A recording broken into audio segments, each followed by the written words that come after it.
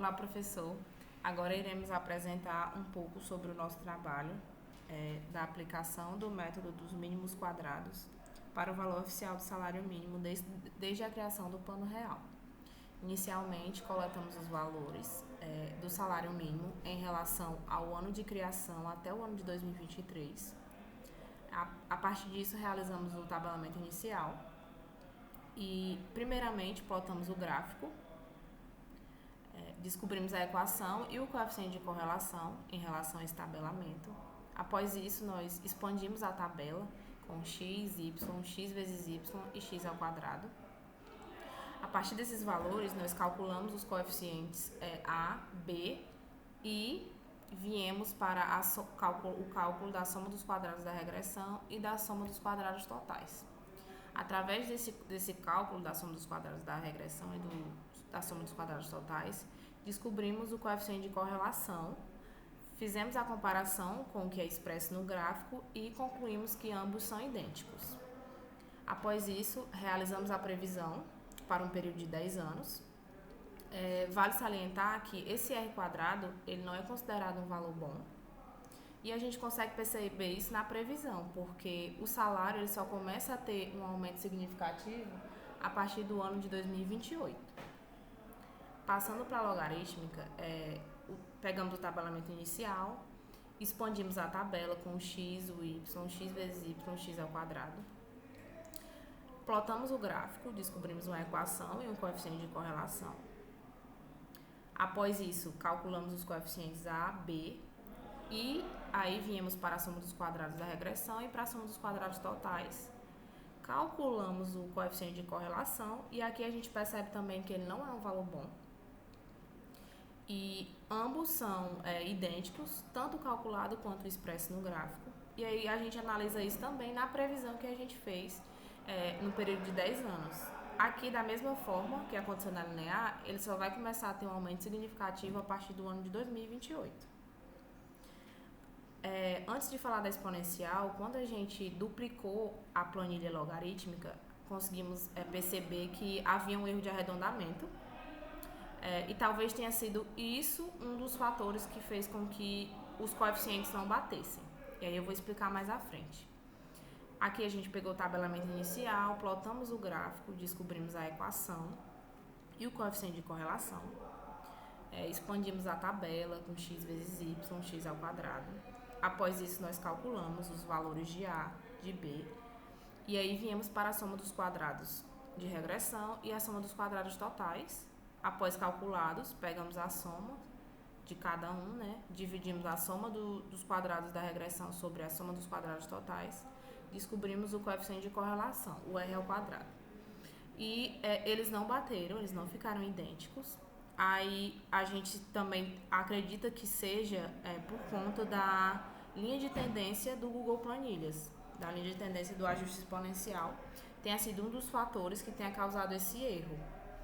O R quadrado, aqui quando a gente analisa ele em relação à linear e à logarítmica, ele é um valor bom comparado com ambas, mas ele ainda não pode ser considerado como um valor ideal. Porque quando a gente vem analisar a previsão no período de 10 anos, nós percebemos que esse aumento ele é exagerado. Quando a gente vê em comparação à criação do Plano Real até o ano de 2023. Bom, agora a gente falando do ajuste de potência, a gente vai seguir o mesmo princípio, um tabelamento inicial, certo? E aí vai expandir esse tabelamento, fazendo o mesmo procedimento. A gente pega esse tabelamento inicial e plota o gráfico, no qual a gente vai obter uma função e um coeficiente de correlação. E a partir do nosso tabelamento expandido, a gente consegue calcular os nossos coeficientes. E aí, comparando esses coeficientes calculados com os coeficientes do gráfico, a gente percebe que eles são idênticos, assim como o nosso coeficiente de correlação. E aí é muito semelhante com o comportamento da exponencial, porque os valores do R quadrado eram bem próximos, que eles é consideravelmente positivo, assim, consideravelmente bom, comparado ao ajuste linear e logarítmico, mas ainda não se apresenta de forma ideal, visto que na previsão, até o ano de 2034, o salário mínimo acaba crescendo de forma exagerada, desproporcional com a nossa realidade, né? Como foi demonstrado no ajuste exponencial. O próximo ajuste realizado foi a geométrica. Fizemos o mesmo procedimento, né? Tivemos um tabelamento inicial, expandimos esse tabelamento de acordo com a função geométrica, né? E aí, a partir desse tabelamento, calculamos os coeficientes. Uma observação que a gente tem que fazer é que o Google Planilhas ele não disponibiliza, né, a função geométrica, então não foi possível fazer a plotagem do gráfico e, consequentemente, obter, né, a função. E então a gente não conseguiu fazer um comparativo para ver se os valores do coeficiente calculado e do gráfico foram parecidos. Mas a gente consegue fazer uma análise sobre o R quadrado, né, o coeficiente de correlação, que foi bastante semelhante ao da potência, assim como da exponencial. O comportamento deles foram bem parecidos.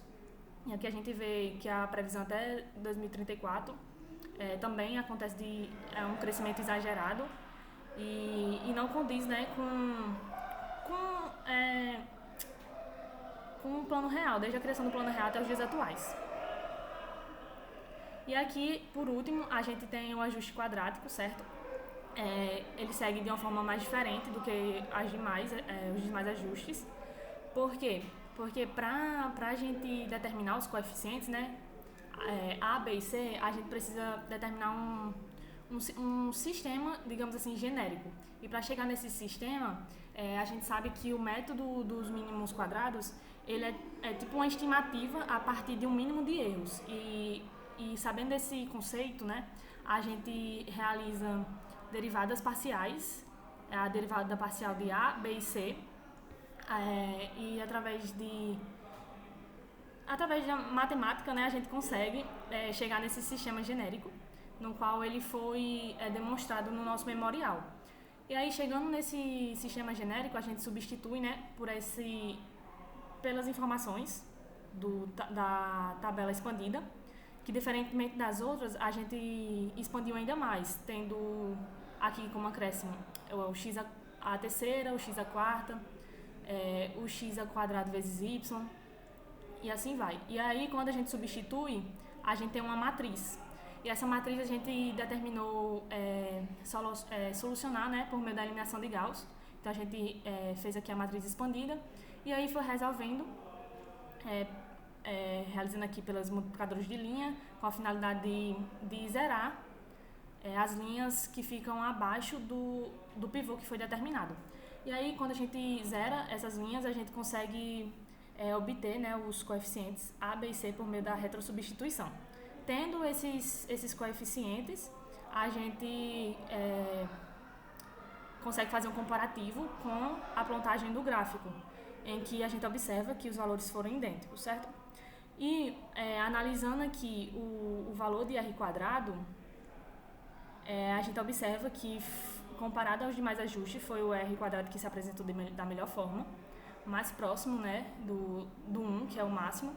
E aí, isso significa que a previsão ela vai ser mais próxima da nossa realidade, que vai apresentar uma melhor previsão nesses 10 anos, desses 10 anos que a gente analisou. Como a gente pode observar aqui, que teve um crescimento semelhante com o ajuste, né, do salário mínimo que acontece desde a criação do plano real. Então é isso, professor, nosso trabalho, e obrigada.